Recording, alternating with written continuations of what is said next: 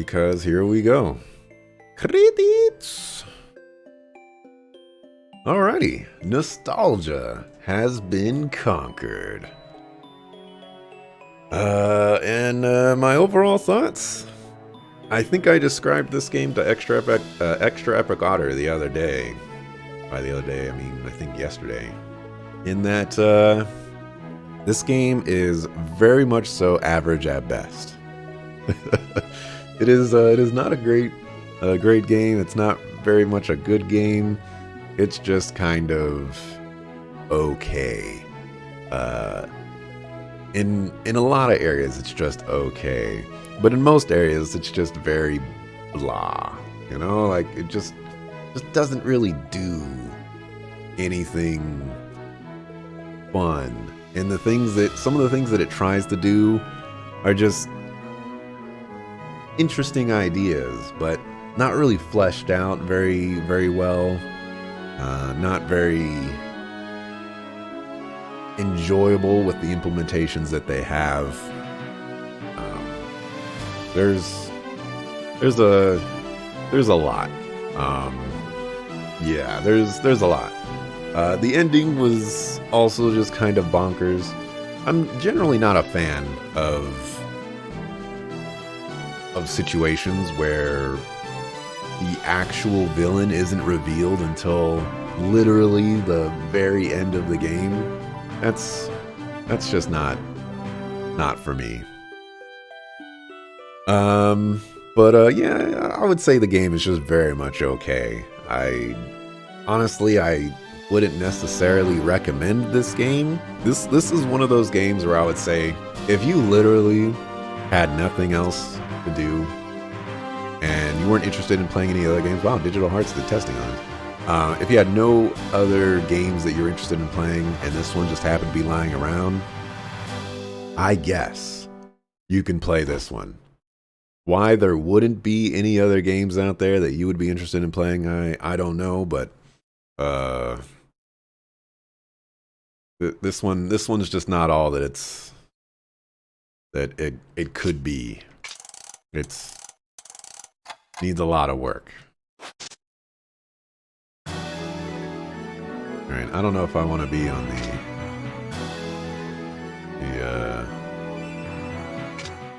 this thing, but for the story, was it satisfying? Not a chance. Not a chance. There is a lot of things about this story that just don't really jive with me. It needed more fleshing out. It needed more things going on with it. It just felt like one of those things where it's just we're moving at the direction of the wind, and we're just gonna stumble upon everything that we need to do because the wind is telling us everything we need to know. And it just wasn't working for me. Did it feel complete? I guess it feels complete. There's not much left, I suppose. Nothing that comes to mind that we need to worry about, other than I guess the corals bringing back that tablet back. But you know, that's never gonna happen. How was the pacing? I guess, relatively speaking, the pacing of the game is probably fine.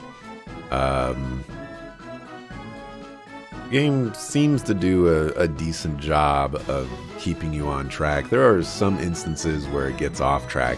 There's also that moment where I didn't know where to go or what to do, and I was just traveling around for a really long time, and that was really rough times because the game has this feature that's like, hey,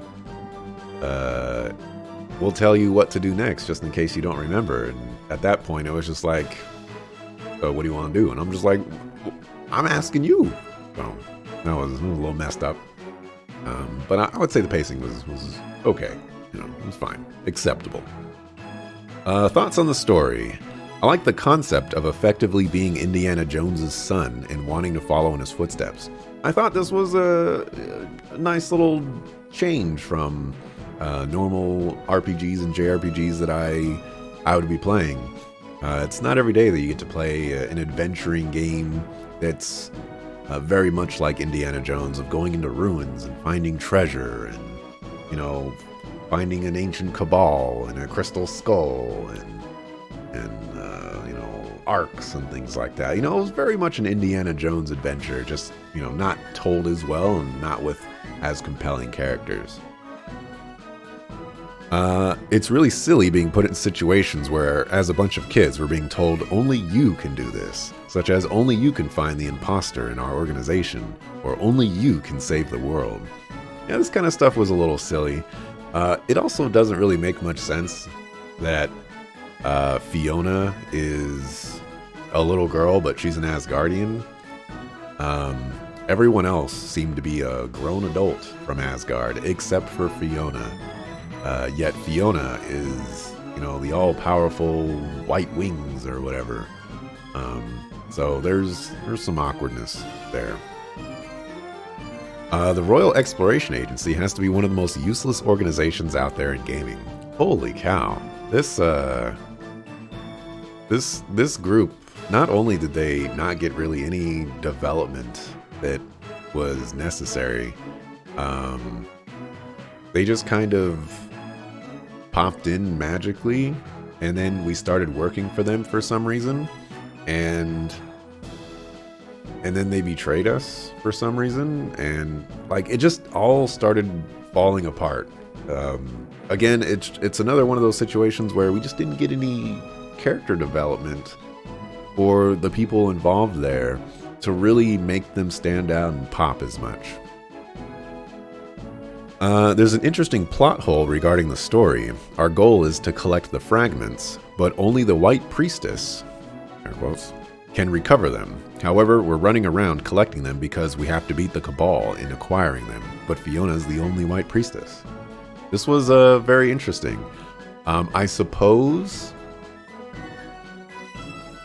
if you really want to start extrapolating answers to fill in this plot hole, it's that the Black Wings or the Black Priestess or the Black Priest or whatever could potentially also get them, which would be Terra. But as far as we know, Terra wasn't going around collecting the fragments. So if that was the case, then he would have been doing it and they wouldn't have needed the girl. So yeah, if we just ignored the Cabal and didn't go after the fragments, I feel like the story of this game would be moot. And because of that plot hole, the story of this game is kind of moot. You know, it's very, very pointless. Trying to uncover what the story is and why it's important is definitely a struggle. Disregarding the plot hole, what motivates us? Getting Fiona her memories back? Being an adventurer? It's all supposedly held together by our very loose connection with the Cabal, but it's all so nebulous. It gets worse when we're giving these tiny fragments of information from characters we don't care about that try to develop a plot that already doesn't exist. In many ways, it's like a large portion of the game essentially has no story, and then the game throws breadcrumbs later on to try and have something for the sake of having it. So a lot of the story in this game is we're running around and we're just doing stuff. You know, we don't really have a solid reason for collecting the fragments. We're just doing that. We don't really have a solid reason or understanding of why the fragments would be important for us to collect. But we're just doing that. Like, nothing really has any proper motivation involved, and nothing is really driving us in a way that makes any sense. So the story really takes a hit in that regard because we don't know what we're doing, and when I don't know what we're doing and the characters don't know what they're doing, what are we doing? I don't know. Pad's father going through time to send an adventurer's quest to save his family with Eddie and crew. Not even or with Eddie and crew not even batting an eye at the idea is one of the most tragically hilarious things about nostalgia. I think this also speaks to a lot of the things that are happening in this game. There's a lot of scenarios where characters are just saying these off-the-wall things that don't make any sense, and then the other characters are like, yeah, that's right, that's what's going on. It's like, hold on a second. Are you really suggesting that this guy went back in time to save his family? You know? Where do we have evidence that could possibly work or make any conceivable sense? And how is it that 3 other people here are actually agreeing with you? Somebody has to have some common sense here and, say like, hold on a second. I need to see your notes on this one. It's crazy. The writing was meh. Characters meh. Gameplay mechanics and design, what gameplay elements stand out? The side quests are obnoxious. Holy cow, are they obnoxious. Can only have one at a time. I know there's usually when this kind of stuff happens, it's some sort of technical limitation. Maybe they can't load those particular side quests at the same time along with the entire world or something like that. I can kind of understand that. But at the same time, it's not like the side quests were really all that intensive. There's really not much going on with them, so I don't understand why you can only have one quest at a time. They are tied to revisiting dungeons, but only after you cleared them in the first story first. So this was particularly obnoxious because a great way to make it so that your side quests that don't really mean much and have much impact on things, a great way to make those not stand out to the point where you're starting to think about them negatively is to just sprinkle them in so that they're completed along the journey of the main story. But in this case, in order to do side quests, you need to do the main story, stop completely what you're doing, and then revisit areas that you've already been to. And when you do that, it just destroys the fun, especially if you don't like any of the areas that you have to revisit. Eterna Mines. They also provide little value. There's no relevant story to them, and the reward is money, which I have in abundance, and rank points, which, being 12 hours into the game, are worthless. Having beaten the game, rank points are still worthless. I got up to rank B and I couldn't get any farther than that, which honestly makes me kind of regret doing the side quests because, sure, I got some interesting things from them. Some of them had some gadgets, which was kind of cool, but where's my rewards for ranking up? What was the point of all of that? It felt like another system that just wasn't fleshed out. I'm sure, I can go to the Adventurers Association right now, get some quests, do some stuff, some post-game stuff, whatever. But there is nothing that I've played in this game that would make me want to even go about doing that right now. What has this game done to deserve me continue playing it in the post-game when the story wasn't good and a lot of the side quests weren't good, or all the side quests weren't good, so what about these additional side quests that come at rank A, or maybe if there's an S after that, rank S? Like, where's the worth? I need to be enthralled first or motivated first, and I was not given that. The money rewards also don't scale, so when you get the second version of the airship and have 180,000 gold, I'm still getting 5,000 gold from rank B quest. This was also a problem as well. When I would just say the economy in this game is entirely a problem. When I have to spend like 5 to 10 minutes fighting a Neo Nidhogg in an airship to get 14,000 gold, that's insane. All right? when I have to spend upwards of 30 minutes going through a dungeon that I've already been through just to do a side quest so that I can get 5,000 or 8,000 gold, like, what is going on here? The rewards really needed to scale. That would have provided a little bit more motivation to actually do them. I don't know. Gadgets initially presented itself as a really cool system that ultimately feels like limited accessories. So I think this got a little bit better towards the end. It started off really cool by getting an item that does more damage to undead and then going into a dungeon that had undead in it. And it felt really neat to have that. Plus, I got it by happenstance, and so, it was like really working out. But as time progressed, I started getting... I wanted to find more gadgets, but I wasn't finding gadgets. And there were moments where I would find one or two, and they were just like regular accessories. You're more resistant to poison. You're more resistant to confusion. It's like, yeah, I can see why these would be useful. And yeah, those status effects are annoying, but the gadget itself is not valuable. And as the game progresses, those particular gadgets become worthless, like a waste of money. I believe that I have equipped the best gadgets that I could find. And every other gadget that I have, with the exception of maybe one or two, are just not worth using. There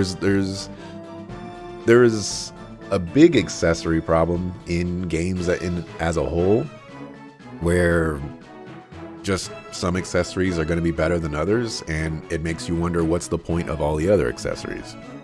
And this game tries to do something unique with having them be a separate system, but it doesn't solve the problem of just giving you worthless stuff that you're never going to use and need. So I would have liked the gadget system to be, I guess, more consistent. Some of the stuff at the end was really, really cool. A lot of the stuff in the beginning started off being cool and then fell off kind of hard. It's a neat new take on a JRPG by giving you an airship early and having that be your main source of travel. I thought this was actually very cool. There's not a lot of games out there. I think Skies of Arcadia might be the only one where you're given an airship basically right away, and that's how you travel in the world map. It's functionally not really any different, but when you're playing a game and most of the time you're walking around first, and then you get a boat, and then you can ride the seas, and then you get an airship, and then you can go wherever you want. It's kind of liberating to play a game where you could just go wherever you want, sort of, at the very beginning of the game. It's nice to have a change in the formula, per se. I mean, this game, you have different elevations and whatnot. It's effectively the same, but it's also different, and it's just nice to experience something different.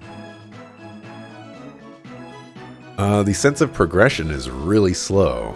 When revisiting old areas or fighting old enemies, they can sometimes take multiple hits to kill despite having the most up-to-date equipment.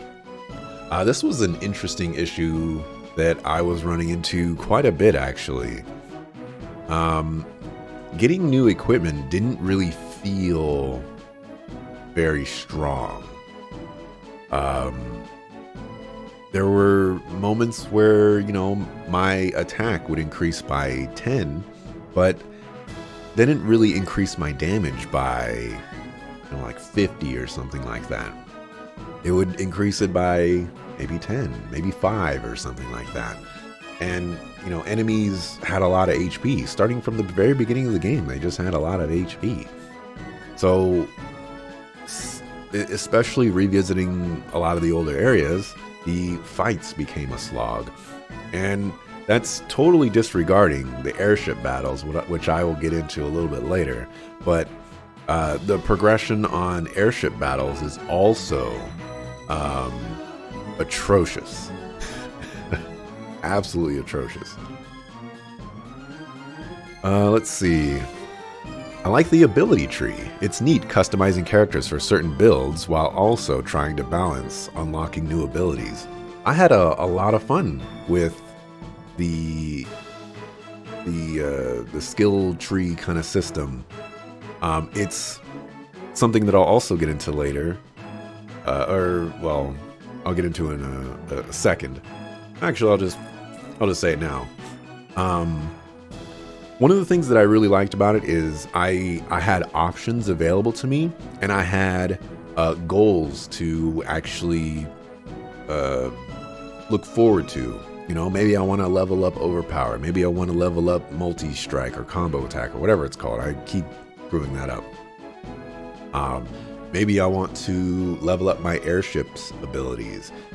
Maybe I need more healing, and so I should level up my healing stuff. Maybe I just want to unlock more abilities to see what else I have access to. It's a really nice system, and I think they did it very, very well in this game. I felt like I enjoyed the progression that it had. The only issue with it is some skills feel worthless while other skills are unbeatable.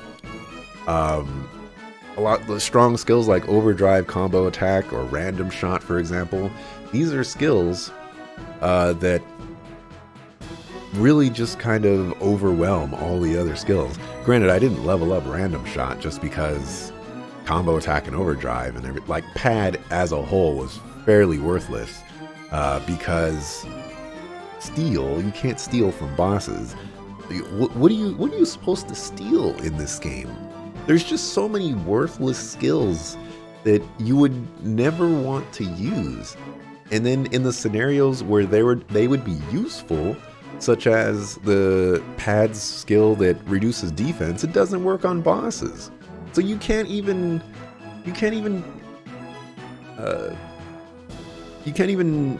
get the value out of the skills when they're most important.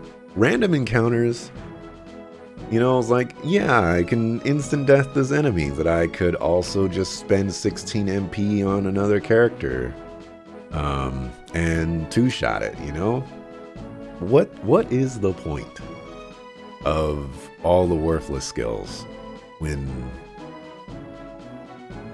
I don't know, just the balance was all over the place. Overdrive and Combo Attack, it's insane. Absolutely insane. The guest characters are pretty cool. It's nice. It's been nice to have half a party member, because I can't control them, to do stuff. They didn't stick around with this for very long. It was like for one section of the game, but having the guest party members was actually cool, and it added a little bit of variety to combat. They also added what were effectively great moments to grind as well, if you wanted to go that route, because you just have this extra character that's helping you do stuff. I thought it was neat. I was a fan. For combat, there is so little enjoyment in airship battles. They're completely different. They're a completely different battle system. New equipment, items, status effects, abilities, and interactions. So one of the things that there's been a couple of games that I've played prior to this one where they utilize a multiple systems system, where like land battles will be handled one way, and then they have like these mini games that are handled another way, and then they have these war battles that are handled a completely different way. And it's also convoluted on why you would want to split up your systems like that. Why have multiple types of combat when you can just hone in and master the original one that you have. And I think in this case, they just dropped the ball, in my opinion, on the airship battles. They were all just a struggle to get through. They were all incredibly overtuned, in my opinion. You can't run away from some of them, and they just do a ton of damage. I don't know what the logic behind why it was just a completely different battle system. How they utilize the ground battles on the airship, it's up to interpretation. We can all think of at least one or two ways to do that, whether, the airships are fighting side by side and there's boarding parties and things like that. There's certainly other ways to do it. It's not so much that the combat system is different. It's that the combat itself is frustrating because of all the layers that it has. It feels very limiting, even if it might just be as open as normal battles, and I feel significantly more vulnerable. This was a big problem, which I can't really say more without getting to the next point of status effects being too strong, and one attack can disable 2+ party members. One of the issues that really plagued me was that an enemy can just hit you with an attack and you get 3 status effects, and all of a sudden 3 of your characters can't do anything. It doesn't matter that that character has other actions that they can do besides accessing their main weapon type. They just lose their turn completely. It would have been much better if they just couldn't access the weapon type, but maybe they can still access items, or they can still run, or something along those lines. But just losing your turn completely is insane. I wasn't a fan. I'm sure actually you might even be able to lose all your turns if electricity stops Fiona from getting a turn. I'm not 100% sure. Let's see. Can't reposition the airship to take advantage of positional attacks. So each weapon has a direction of left, front, or right, and the color of that direction on the second screen determines how much more damage you're going to be doing.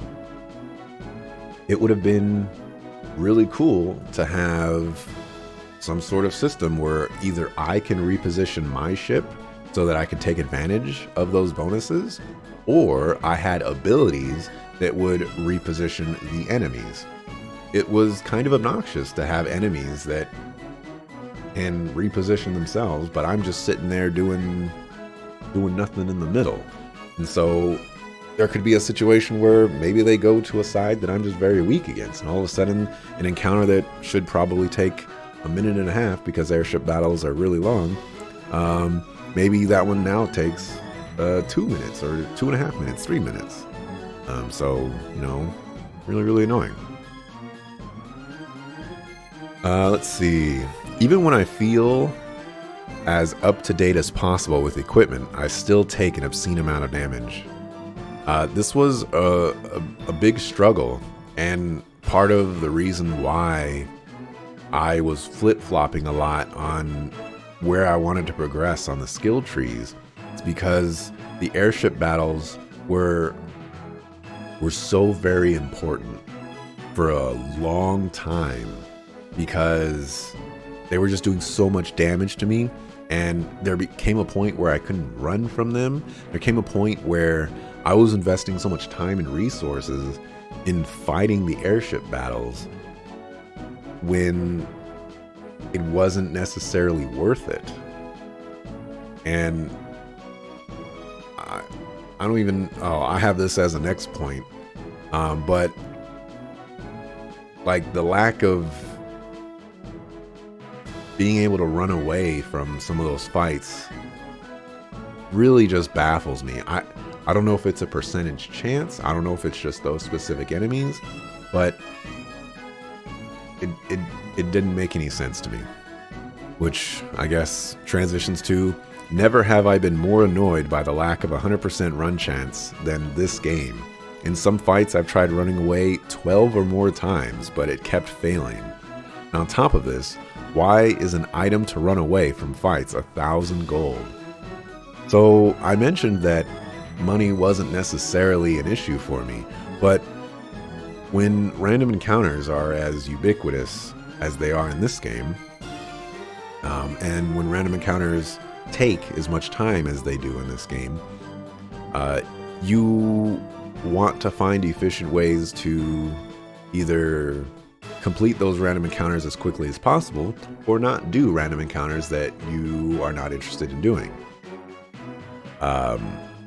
When it costs you 1,000 gold to run away from a fight, that's very expensive when you're running into a bunch of fights. And yeah, I got this equipment, this gadget that reduces the amount of encounters that I get, and that's great. But it's probably like 25% effectiveness or something like that. You know, there are some moments where I really noticed not getting a random encounter, and then there are some moments where I take 10 steps or whatever and I still get into an encounter. So it feels like sometimes it works really well, but most of the time it just feels relatively normal. So 1,000 gold to run away from an airship fight, or presumably a normal fight, absolutely insane. Insanely insane. For dungeons, screw the Eternal Mines. I didn't have any favorites. Most of them were annoying. At least returning to them was annoying. I would say for the most part, the dungeons in and of themselves for their first time through were fine. But the thought of returning to some of them just was not exciting at all. I don't think there's really any effective practical dungeon design issues. Other than, you know, like, why does X do this when, you know, you could just do Y, but, you know, sure, whatever. For cardinal sins, removing a key party member without sufficient replacement. There was a brief removal of Fiona at the Cabal's Siberian base. This didn't really amount to much, but it's still a cardinal sin, so, you know, we're going to give it that. Let's see, for miscellaneous sound and music, I think the music was okay.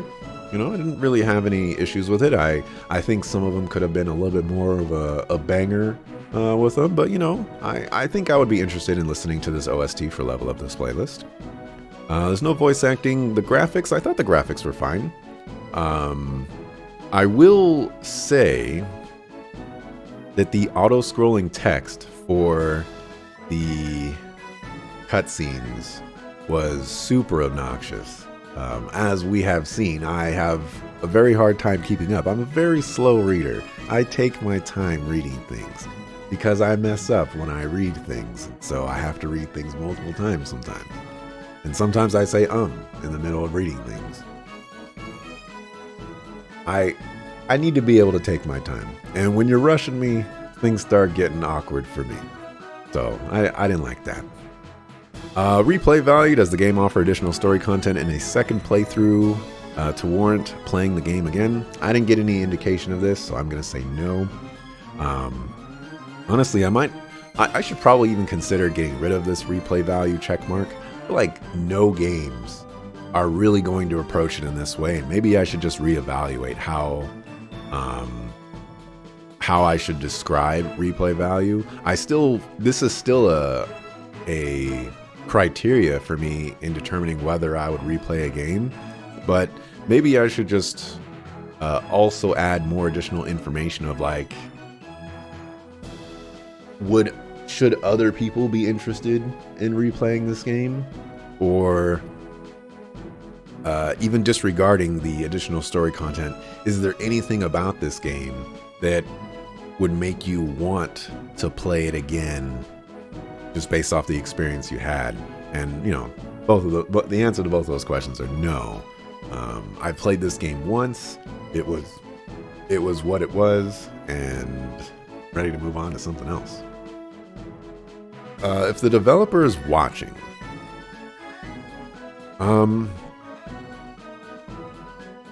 this is an older game, and I think in this particular era of Nintendo DS games, this was pretty much kind of like a bread and butter. I really like to say that there are very few good JRPGs out there. The vast majority of JRPGs are mediocre.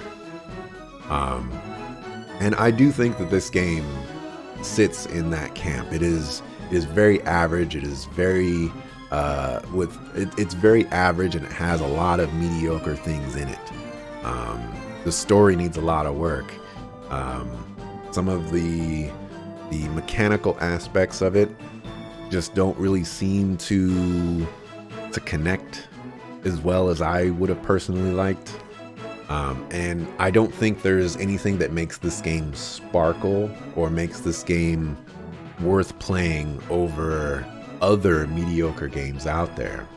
And I think maybe that's the crux of the issue, is when you're a game that's competing with a bunch of other games, it's not necessarily that you want to be the best game possible. You just need to be better than the games right next to you.